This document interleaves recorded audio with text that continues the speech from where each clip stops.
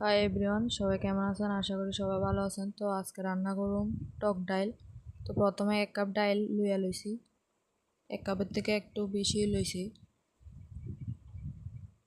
তো প্রথমে ডাইলটির একটু ভাজা লমু, এর লেগে একটু তেল দিয়ে দিলাম।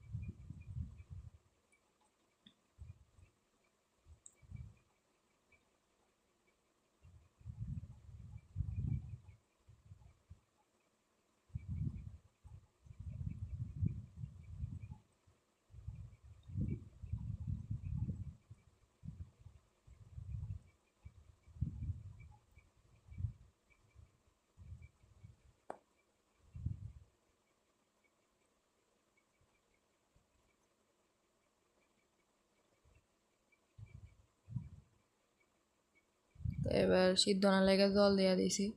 তো আপনারাও বাড়ির রান্না করে দেখতে পারেন, যারা ডাইল খাইতে ইচ্ছা করে না তারা একটু টক দিয়ে রান্না করেন, আশা করি ভালো লাগবো খাইতে।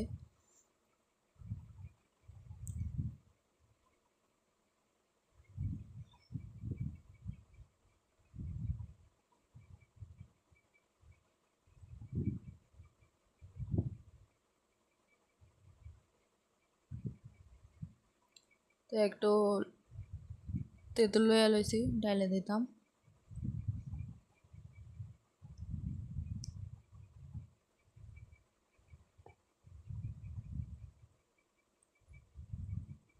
ডাইলের টকটা তেঁতুল। তো এবার ডাইলে একটু ঘুটনি দিয়া তারপরে হলুদ দিয়া দিতাছি। হলুদ আর লবণ তো আগে দিয়া দিছিলাম সিদ্ধ অনেক লাগে তাড়াতাড়ি। তো আপনারা পরিমাণ মতো লবণ দিয়া দিয়েন।